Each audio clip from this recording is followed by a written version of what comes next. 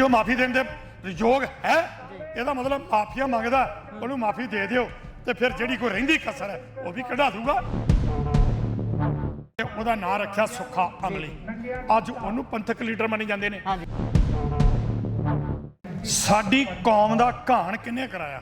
ਦੀ ਕਮੀ ਇਹ ਆ ਕਿ ਅਸੀਂ ਬਾਦਲ ਨੂੰ ਪੰਥਕ ਲੀਡਰ ਮੰਨਿਆ ਪਰ ਬਾਦਲ ਜਿਹੜਾ ਸੀ ਉਹ ਪੰਥ ਦਾ ਘਾਣ ਕਰਾ ਕੇ ਉਹ ਏਜੰਸੀਆਂ ਦਾ ਬੰਦਾ ਸੀ। ਉਹ ਸਿੱਖ ਪੰਥਕ ਲੀਡਰ ਨਹੀਂ ਸੀ। ਉਹ ਜਿਹਨੇ ਗੁਰੂਆਂ ਨੂੰ ਚੋਰ ਡਾਕੂ ਕਾਤਲ ਕਹਿ ਕੇ ਕਿਤਾਬਾਂ ਸ਼੍ਰੋਮਣੀ ਕਮੇਟੀ ਤੋਂ ਵੀ ਲਿਖਾਤੀਆਂ। ਦੇਹਧਾਰੀ ਗੁਰੂ ਉਹਨੂੰ ਮਾਨਤਾ ਦੇਤੀ। ਇਹ ਕਮੀ ਇੱਥੇ ਰਹੀ ਆ ਕਿ ਅਸੀਂ ਉਹਨੂੰ ਪਛਾਣਿਆ ਨਹੀਂ ਤੇ ਪੰਥਕ ਲੀਡਰ ਕਰਕੇ ਉਹਦੇ ਮਗਰ ਲੱਗੇ ਰਹੇ। ਸਤਿ ਸ਼੍ਰੀ ਅਕਾਲ। ਪੰਜਾਬੀ ਰੇਡੀਓ USA ਵੇਖ ਰਹੇ ਹੋ ਤੁਸੀਂ। ਇਸ ਸਮੇਂ YPS ਚੌਂਕ ਮੋਹਾਲੀ ਵਿਖੇ ਮੌਜੂਦ ਹੈ। ਬੰਦੀ ਸਿੰਘਾਂ ਦੇ ਰਿਹਾਈ ਦੇ ਲਈ ਲੱਗਿਆ ਹੋਇਆ ਮੋਰਚਾ ਅੱਜ 1 ਸਾਲ ਪੂਰਾ ਕਰ ਚੁੱਕਿਆ ਹੈ। ਇਸੇ ਬਾਬਤ ਗੱਲਬਾਤ ਕਰਨ ਦੇ ਲਈ ਸਾਡੇ ਨਾਲ ਬਲਦੇਵ ਸਿੰਘ ਸਿਰਸਾ ਜੀ ਮੌਜੂਦ ਨੇ। ਫਤਿਹ ਦੀ ਸਾਂਝ ਪਾਉਂਦੇ ਆ, ਉਸ ਤੋਂ ਬਾਅਦ ਗੱਲ ਤੋਰਾਂਗੇ। ਵਾਹਿਗੁਰੂ ਜੀ ਕਾ ਖਾਲਸਾ ਵਾਹਿਗੁਰੂ ਜੀ ਕੀ ਫਤਿਹ। ਸੋ 1 ਸਾਲ ਦਾ ਸਮਾਂ ਹੋ ਚੁੱਕਿਆ ਹੈ। ਉਸ ਤੋਂ ਬਾਅਦ ਜਦੋਂ ਪ੍ਰਾਪਤੀ ਦੀ ਗੱਲ ਕਰਦੇ ਆ ਤਾਂ 3 ਬੰਦੀ ਸਿੰਘਾਂ ਨੂੰ ਪੈਰੋਲ ਮਿਲ ਚੁੱਕੀ ਹੈ। ਇਹ ਸਿਲਸਿਲਾ ਤਾਂ ਖਤਮ ਨਹੀਂ ਹੋ ਸਕਦਾ। ਜੇ ਬੰਦੀ ਸਿੰਘ ਬਾਹਰ ਆਉਂਦੇ ਨੇ ਤਾਂ ਬਹੁਤ ਸਾਰੇ ਸਿੰਘਾਂ ਨੂੰ ਅੰਦਰ ਫੇਰ ਤਾੜ ਵੀ ਦਿੱਤਾ ਜਾਂਦਾ ਹੈ। ਇਹ ਸਿਲਸਿਲਾ ਚੱਲਦਾ ਰਹਿੰਦਾ ਹੈ। ਪਰ ਕਮੀ ਕਿੱਥੇ ਹੈ ਕਿ ਅਸੀਂ ਬਹੁਤ ਦੇਰ ਕਰ ਦਿੱਤੀ ਹੈ। 32 ਸਾਲ 27 ਸਾਲ 28 ਸਾਲ ਦਾ ਸਮਾਂ ਹੋ ਚੁੱਕਿਆ ਹੈ। ਮੋਰਚਾ ਤਾਂ ਹੁਣ ਲੱਗਿਆ 1 ਸਾਲ ਤੋਂ ਪਹਿਲਾਂ ਸਾਡੇ 'ਚ ਕਿੱਥੇ ਕਮੀਆਂ ਰਹੀਆਂ ਨੇ, ਜਾਂ ਪੰਥਕ ਕਹਾਉਣ ਵਾਲੀਆਂ ਪਾਰਟੀਆਂ ਜਾਂ ਧਿਰਾਂ 'ਚ ਕਿੱਥੇ ਕਮੀ ਰਹੀ ਹੈ? ਮੰਨਦੇ ਤੁਸੀਂ ਜਿਹੜੀ ਕਮੀ ਦੀ ਗੱਲ ਕੀਤੀ ਹੈ ਨਾ ਜੀ, ਸਿਆਣੇ ਦੇ ਕਹਾਵਤ ਹੈ 100 ਹੱਥ ਰੱਸਾ ਸਿਰੇ ਤੇ ਗੰਢ। ਜੀ ਜੀ ਸਾਡੀ ਕੌਮ ਦਾ ਘਾਣ ਕਿਹਨੇ ਕਰਾਇਆ? ਜੀ,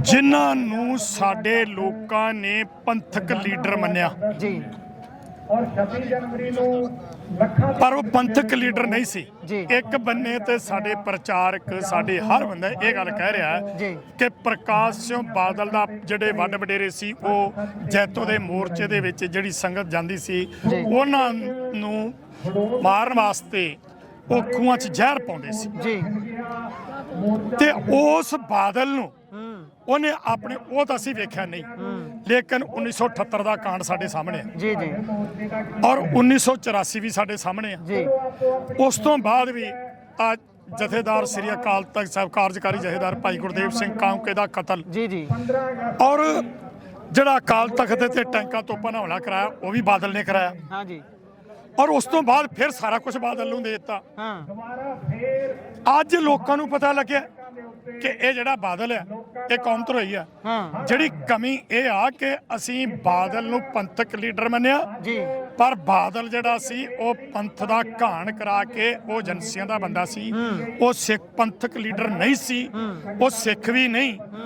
ਉਹ ਜਿਸ ਬੰਦੇ ਨੇ ਅੱਜ ਮੈਂ ਇਸੇ ਕਰਕੇ ਮੈਂ ਸਟੇਜ ਤੇ ਵੀ ਬੋਲਿਆ ਹਾਂ ਜੀ, ਭਈ ਜਿਹੜੇ ਲੋਕ ਬਾਦਲ ਤੇ ਬਾਦਲ ਦੀ ਚੰਡਾਲ ਚੌਂਕੜੀ ਜੀ, ਉਹਨਾਂ ਤੇ ਇਤਰਾਜ਼ ਕਰਦੇ ਆ ਜੀ, ਭਈ ਇਹਨੇ ਜਿਹੜਾ ਬਾਦਲ ਨੇ ਕੌਮ ਦੇ ਨਾਲ ਆਹ ਕੀਤਾ ਆਹ ਕੰਮ ਨਹੀਂ ਕਰਾਇਆ ਆਹ ਕੰਮ ਨਹੀਂ ਕਰਾਇਆ। ਉਹ ਜਿਹਨੇ ਗੁਰੂਆਂ ਨੂੰ ਚੋਰ ਡਾਕੂ ਕਾਤਲ ਕਹਿ ਕੇ ਕਿਤਾਬਾਂ ਸ਼੍ਰੋਮਣੀ ਕਮੇਟੀ ਤੋਂ ਵੀ ਲਿਖਾਤੀਆਂ, ਜੀ, ਜਿਹਦੇ ਰਾਜ ਵਿੱਚ ਸਿੱਖ ਇਤਿਹਾਸ ਨੂੰ ਮੁੱਢੋਂ ਰੱਦ ਕਰਕੇ ਹਾਂ ਜੀ, ਤੇ ਗੁਰੂ ਸਾਹਿਬਾਂ ਨੂੰ ਚੋਰ ਡਾਕੂ ਕਾਤਲ ਕਹਿ ਕੇ 1997 ਤੋਂ ਲੈ ਕੇ ਜਿਹੜੀਆਂ ਅੱਜ ਤੱਕ ਕਿਤਾਬਾਂ ਪੜ੍ਹਾਈਆਂ ਜਾ ਰਹੀਆਂ ਨੇ, ਉਹ ਕਿਤਾਬਾਂ ਦੇ ਵਿੱਚ ਵੀ ਜਿਹੜਾ ਏਡਾ ਵੱਡਾ ਇਤਿਹਾਸ ਚ ਮਤਲਬ ਜਿਹੜੀ ਸੀ ਗੜਬੜ ਕਰਤੀ। ਦੇਹਧਾਰੀ ਗੁਰੂ ਉਹਨੂੰ ਮਾਨਤਾ ਦੇਤੀ। ਇਹ ਕਮੀ ਇੱਥੇ ਰਹੀ ਆ ਕਿ ਅਸੀਂ ਉਹਨੂੰ ਪਛਾਣਿਆ ਨਹੀਂ ਤੇ ਪੰਥਕ ਲੀਡਰ ਕਰਕੇ ਉਹਦੇ ਮਗਰ ਲੱਗੇ ਰਹੇ। ਤੇ ਅੱਜ ਉਹਦਾ ਮੁੰਡਾ ਸੁੱਖਾ ਅਮਲੀ, ਇੱਕ ਨਾਂ ਮਾਂ ਪਿਓ ਰੱਖਦਾ, ਇੱਕ ਨਾਂ ਲੋਕ ਉਹਦੇ ਕੰਮਾਂ ਤੋਂ ਰੱਖਦੇ ਆ ਤੇ ਉਹਦਾ ਨਾਂ ਰੱਖਿਆ ਸੁੱਖਾ ਅਮਲੀ। ਅੱਜ ਉਹਨੂੰ ਪੰਥਕ ਲੀਡਰ ਮੰਨੇ ਜਾਂਦੇ ਨੇ। ਆ ਜਿਹੜੇ ਅੱਜ ਵੀ ਜਗੀਰ ਕੌਰ ਵਰਗੇ ਜਾਂ ਦੂਜੇ ਤੀਜੇ ਅੱਜ ਫਿਰ ਉਹ ਸੁਖਬੀਰ ਬਾਦਲ ਦੇ ਮਗਰ ਚੱਲ ਰਹੇ ਨੇ, ਉਹ ਇਹਨਾਂ ਸਵਾਲਾਂ ਦਾ ਜਵਾਬ ਦੇ ਦੇਣ ਵੀ ਇਹ ਪੰਥਕ ਹੈ ਕੀ ਇਹ ਸਿੱਖ ਹੈ। ਬੈਠ ਕੇ ਗੱਲ ਕਰਨ ਮੇਰਾ ਚੈਲੰਜ ਹੈ। ਜਿੰਨੇ ਵੀ ਬਾਦਲ ਦੇ ਨਾਲ ਚੱਲ ਰਹੇ ਨੇ, ਕਮੀ ਇੱਥੇ ਆ ਕਿ ਅਸੀਂ ਗਲਤ ਫੈਸਲੇ ਕਰਦੇ ਰਹੇ। ਪਰ ਉਹ ਤਾਂ ਮਾਫੀਆਂ ਮੰਗਦੇ ਨੇ। ਅਕਾਲ ਤਖਤ ਸਾਹਿਬ ਦੇ ਸਾਹਮਣੇ ਖੜੇ ਹੋ ਕੇ ਮਾਫੀਆਂ ਮੰਗਦੇ ਨੇ, ਕਹਿੰਦੇ ਜੋ ਕੁਝ ਪਿੱਛੇ ਹੋ ਗਿਆ ਸਾਨੂੰ ਮਾਫ ਕਰ ਦਿਓ, ਅਸੀਂ ਤੁਹਾਡੇ ਆ, ਤੁਹਾਡੇ ਲਈ ਕੰਮ ਕਰਾਂਗੇ। ਮੈਂ ਜ਼ਿਆਦਾ ਨਹੀਂ ਕਹਾਂਗਾ ਜੀ।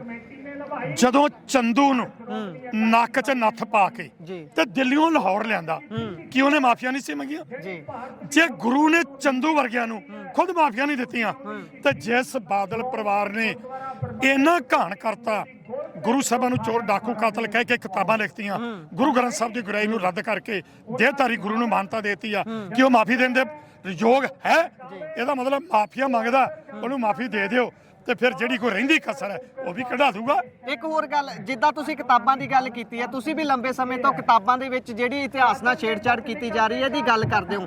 CBSE ਬੋਰਡ ਦੇ ਵੱਲੋਂ ਜਿਹੜਾ ਆਨੰਦਪੁਰ ਸਾਹਿਬ ਦਾ ਮਤਾ ਹੈ ਉਹਨੂੰ ਮੁੱਢੋਂ ਖਾਰਜ ਕਰਕੇ ਉਹਨੂੰ ਇੱਕ ਖਾਲਿਸਤਾਨੀ ਮਤਾ ਕਹਿ ਕੇ ਪੇਸ਼ ਕੀਤਾ ਜਾ ਰਿਹਾ, ਇਹਦੇ ਬਾਰੇ ਕੀ ਕਹੋ? ਕਾਕਾ ਜੀ ਜੀ ਤੁਸੀਂ ਫਿਰ ਛੋਟੀ ਗੱਲ ਕਰਤੀ ਜੀ ਯਾਰ। ਜਿਨ੍ਹਾਂ ਲੋਕਾਂ ਨੇ ਗੁਰੂ ਸਾਹਿਬਾਂ ਨੂੰ ਚੋਰ ਡਾਕੂ ਕਾਤਲ ਕਹਿ ਕੇ ਜਿਹੜਾ ਉਹ ਕਿਤਾਬਾਂ ਲਿਖਾਤੀਆਂ ਨੇ, ਇਹ ਚੀਜ਼ਾਂ ਜਿਹੜੀਆਂ ਨੇ ਇਹ ਤੇ ਬਹੁਤ ਛੋਟੀਆਂ।